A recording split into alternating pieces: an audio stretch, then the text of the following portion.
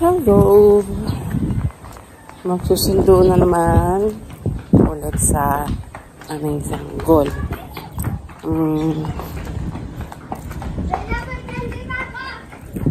Last day of school nila ngayon. Anong tawag doon?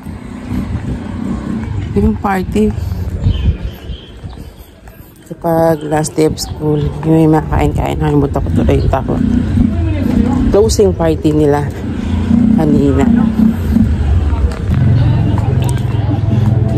May dala-dala siyang malabon.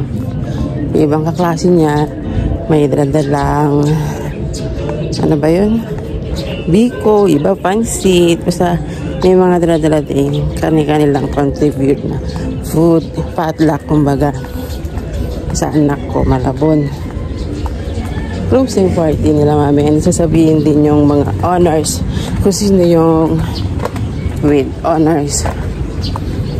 Kaya ayan. Ngayon ko lang siya susunduin kasi tapos na. Magpapasundo na siya. Yung ate naman niya, si ate Ash naman, last day of school din kasi graduation na nila sa Sunday.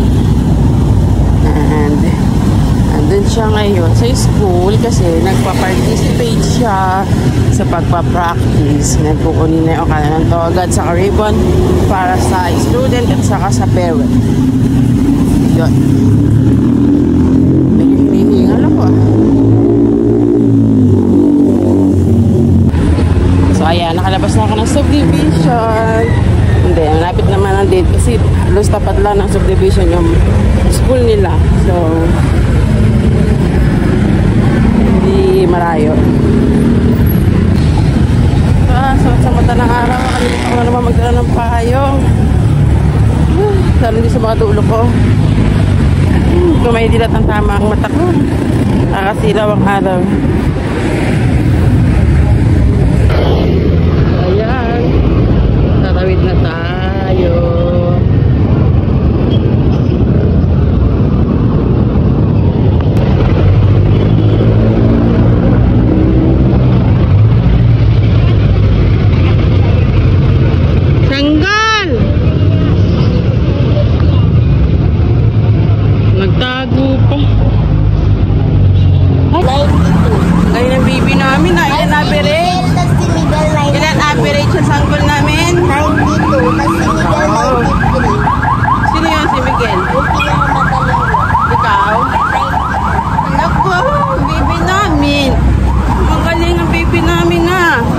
Talaga yan ni mama. Magaling yan pagod si mama. Katutulog ko lang nung tumawag ka Buti tumawag ka, hindi ka nag-chat. Mama, may biko para sa kabiko na regular. Matanda, ba't gano'n ba iba? Ito. Maha. Ba't naka-plastic? Napunta daw. Nag-sharon siya. Lahat kami nag-sharon. Ha? Lahat kami nag-sharon. Nag-sharon?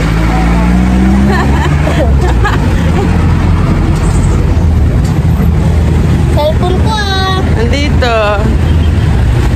Galing mo, nag-sharon ka pa. Tumagin yung pangalan namin. Ano lang? Lahat kami section lang, tapos sabay-sabay aakyat. Sabay-sabay din sasabitan ng medal. Hindi siguro. Tapos naka-live sa FB. Sabihin yun. Hindi yun sasabihin. Hindi yun. Hindi yun doon. Pag gano'n.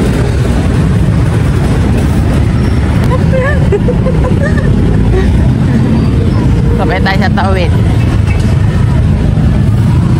Dati na sa school pa buti tinawagan mo ako, katutulog ko lang nung tumawag ka kasi nag-ring? Oo, kasi si ate ang inutusan ko magsundo sa'yo nasa school pa si ate, kaalis lang nila sa bahay. Hindi ako nagbaon ng water, nauhaw ako doon.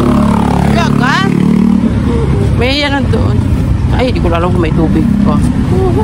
Siguro meron pa yun. Pagod. May certificate sa angkol namin. Daga. sa Tinikling malaki. Ito, yung sa ISP namin first place talaga. Taga, ang galing ng sanggol namin na. Ang galing ng sanggol namin ha. Bibigyan namin eh. Mahal-mahal yan namin eh. Nagusan mag-ganon. Nabusan kami ng hotdog. Apat-apat ba naman kinukuha? Wala, ay akala ko kayong nag-aayos. Kami nga nag-aayos. Siyempre kami last kukuha. Ah, wala nang hotdog Yung sa sanggol. hotdog, sila mismo kumukuha. Wala, Kailangan nila. nabusan ng sanggol ni mama. Langga. Sanggol yan. Nagkasya naman yung dalamang malabon. Kulang, dami nyo. 28 nga lang kami kanina. Bakit naman? Ma, sayang sinuraysa mo. Bakit? 89.4 na siya, pero binigyan pa din siya ng medal nila. Pero di siya akyat. 89.4 ngayon o overall? Ngayon, overall. Ay, sayang no. Pero may medal pa din siya, di lang siya aakyat. Bakit? Kasi di siya naabot ng 90 eh. May yung umiyak ma, nung kuhaan ng card nung nakaraan. Kasama na siya ngayon. Talagay, lalaki? Oo, 90 na siya. Sayang si Raisa, no? Kunti na lang.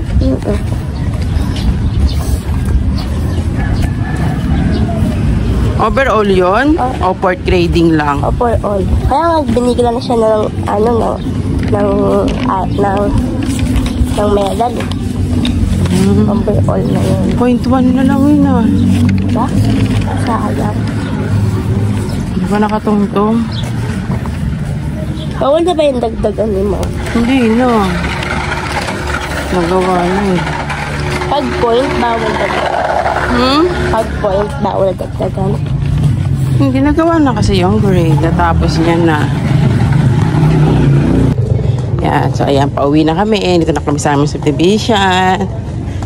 Init. Si Miguel pinakamataas, 93 siya. Wow. Ikaw 92. Sanggol ko. Ang Tapos si galing Simeon ah. din 92, tapos si Shahin din 92. Wow. Ang galing ng Kaming bibi. apat pinakamatataas. Ang galing ng bibi ko. Ha? Puro lalaki. Ikaw lang babae. Oo. Sanggol ni mama. Ang galing. Tapos yung iba puro 90, 91 na. Ang galing ng sanggol ni mama.